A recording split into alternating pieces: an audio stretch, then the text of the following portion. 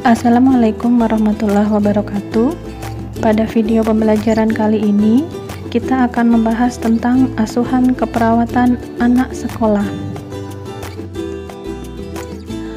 Asuhan keperawatan anak sekolah adalah salah satu spesialisasi dari keperawatan komunitas atau community health nursing.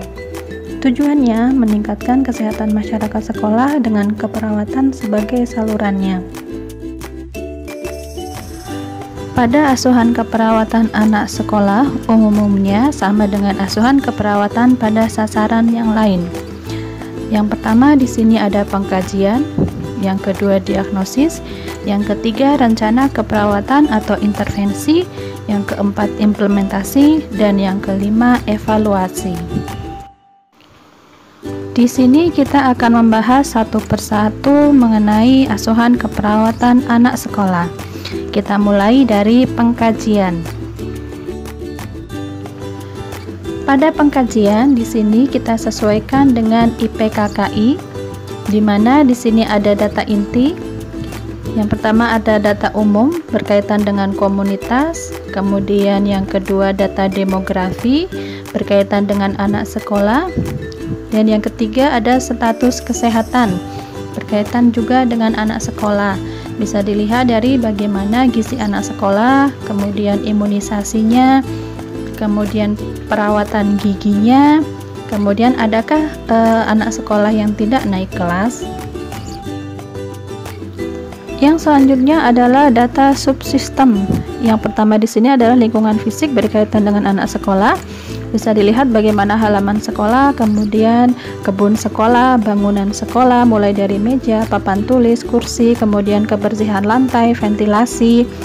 Dan yang kedua adalah perilaku terhadap kesehatan. Di sini berkaitan juga dengan anak sekolah. Bisa dilihat di sini bagaimana pengetahuan anak sekolah tentang kesehatan atau perilaku hidup bersih dan sehat. Kemudian yang selanjutnya ada fasilitas umum berkaitan dengan komunitas.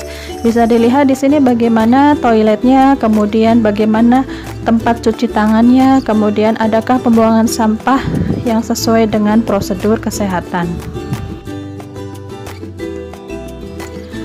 Setelah pengkajian, kita masuk ke diagnosis keperawatan.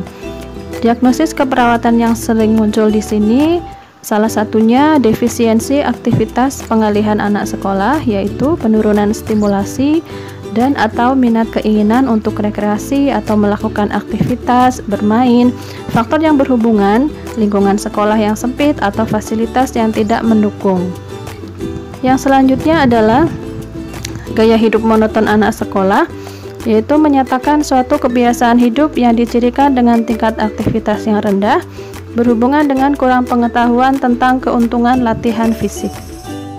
Diagnosis yang selanjutnya, misalnya di sini adalah perilaku kesehatan anak sekolah cenderung beresiko, faktor yang berhubungan, merokok, minum alkohol, kemudian stres menghadapi tugas atau ujian, atau kurang dukungan dan lain-lain. Dan yang selanjutnya di sini ada ketidakefektifan manajemen kesehatan masyarakat sekolah, faktor yang berhubungan, kurang pengetahuan atau kurang dukungan sosial atau ketidakcukupan petunjuk untuk bertindak. Yang selanjutnya kita masuk ke intervensi keperawatan asuhan keperawatan anak sekolah. Yang pertama di sini adalah primer. Misalnya di sini dengan edukasi. Kemudian yang kedua ada sekunder, misalnya dengan screening kesehatan. Dan yang ketiga tersier, misalnya di sini dengan konseling atau dengan dukungan sosial.